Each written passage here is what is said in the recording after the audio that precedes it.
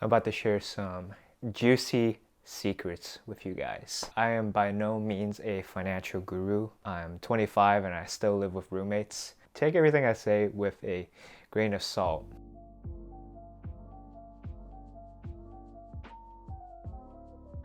What's up guys? Welcome back to my channel. If you guys don't know, my name is Richie. I am a filmmaker as well as a lot of other creative ventures. Today I'm going to be sharing about one of the creative ventures that I went to during college, specifically a clothing line. I'm going to share a little bit about how to sort of run a business, everything from the numbers to what I did to how I got started to the aspirations that I have. It's going to be hopefully interesting for you guys, and yeah, let's get into it. So for those of you guys that aren't aware, I'm Christian.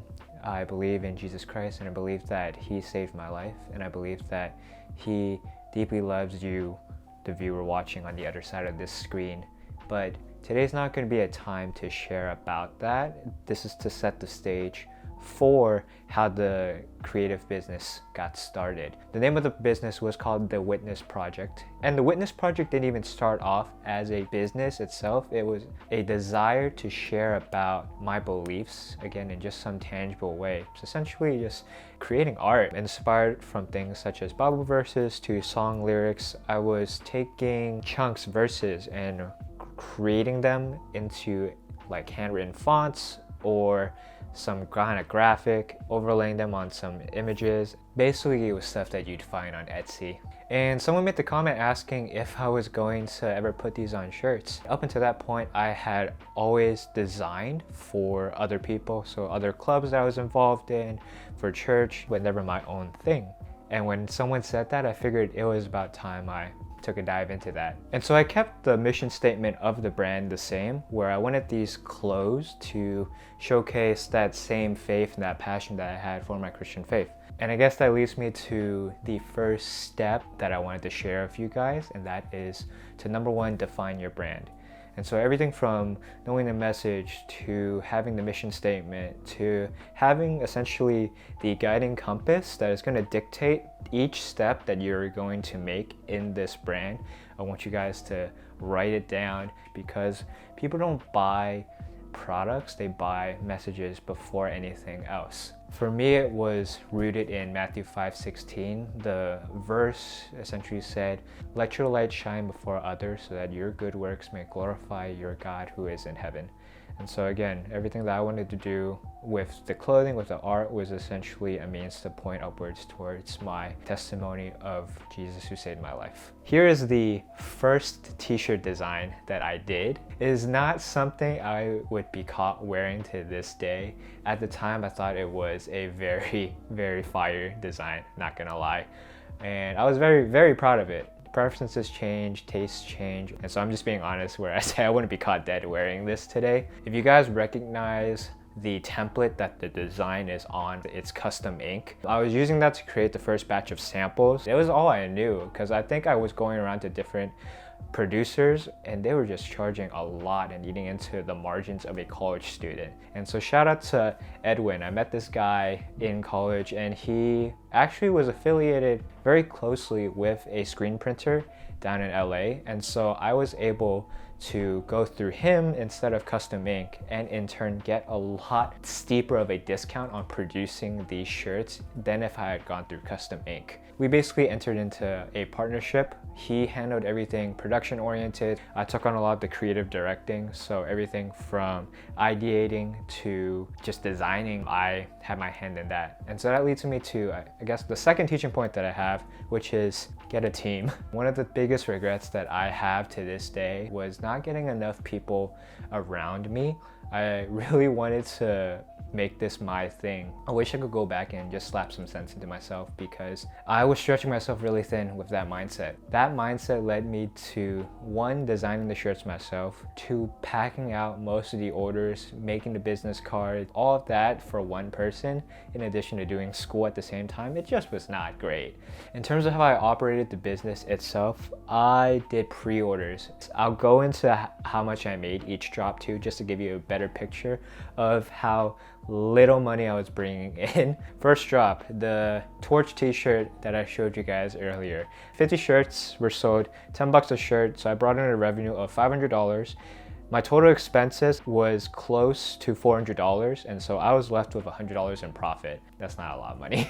Second drop, this gray long sleeve. It was a design that was based on this drawing that morphed into this design. I sold 50 shirts. Each shirt was priced at $16. Total expenses came out to $550, and so after all was said and done, I was left with $250. You will see also, I had a diminishing number in sales. So the third drop, this blue long sleeve and this red long sleeve, 29 shirts sold, each at $16 each, revenue being $464. Total profit of this drop was $120. Drop 4, I actually partnered with a lot of friends who were going on mission trips throughout the summer to various parts of the world to share about Jesus. And so that drop was crazy. I sold 190 shirts. The shirt prices vary, but the total revenue that I brought in was $4,020. After everything was said and done, I was left with $600.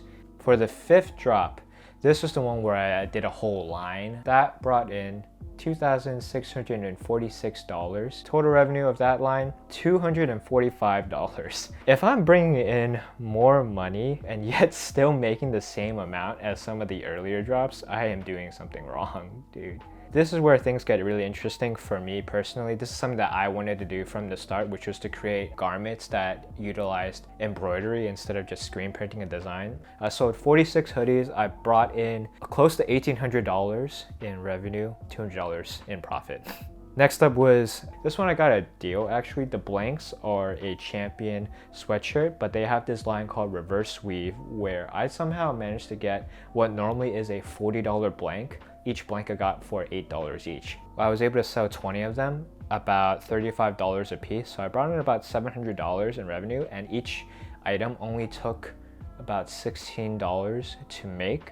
$369.80. The last drop, it was the same design on a bunch of hoodies. 22 hoodies sold. I brought in about $1,000. Each cost about $35 to make. So at the end of it, I brought in $219.78.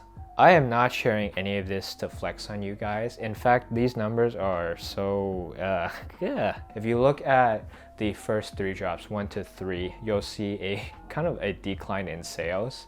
And if you compare that to 4, you're gonna ask what happened, because I sold more shirts in the 4th drop than I did in the first 3 combined. And so that's the third point that I wanna make, is marketing is half the battle. I partnered with people that are going on mission trips and said, hey, if you can help me sell these shirts, I'm gonna give you guys half the proceeds. And so I'm not trying to say that I was capitalizing on people going on mission trips and I was then selling. I found a way to help them fundraise as well as get the name of my project out there, because I wanted to share with more people about what I was doing. And so essentially the power of marketing, the word of mouth, and just sharing about it. Next point, please price better than I did. My goodness, I averaged about $160 per drop. I was putting in like easily like 10 to 15 hours just on the production half of it. And so I was making about, realistically, like about $10 an hour doing this. I say that not from a place of greed, but because I want you guys to be able to have the money to put back into the business. Everything that I was making was going straight back into the business, but I still find at times like I was running short on funds to do what I wanted to do. I wanted to be more creative with the designs and the things that I could create. Realistically, ask yourself, is what I am pricing going to be sustainable for me to keep doing this and to do the things that I want to do and aspire to do in the long run? Just price better than I did, please. All that to say, this last point is going to contradict all of that, and that is fuel your venture with your passion first. And so for me, I enjoyed the process of designing, being able to see my work and my creations on other people, and it made them feel a certain way. Let the passion of what you're doing be the source first before anything else. Like if everything was taken away, would you still be happy with what you're doing for the small business? And again, I still wear some of these items to this day. This crew neck, probably 3 years old, and I still keep it around. I still think it represents me as a person. The mediums that I partake in now as an artist have changed, but I'm still the same curious artist that I was 6 years ago that started the Witness Project. Heck, I've even taken on the torch as my logo for my own personal brand now. And so the legacy lives on in what I do. Everything that I create, from these YouTube videos to just everything that I'm involved in, I hope is a means of glorifying God. And so hopefully today was a little bit educational, or just a good story for you guys, or you guys just got something out of this. Comment down below what businesses you'd like to start or are in the process of creating. And until then, I'll see you guys in the next one. Peace.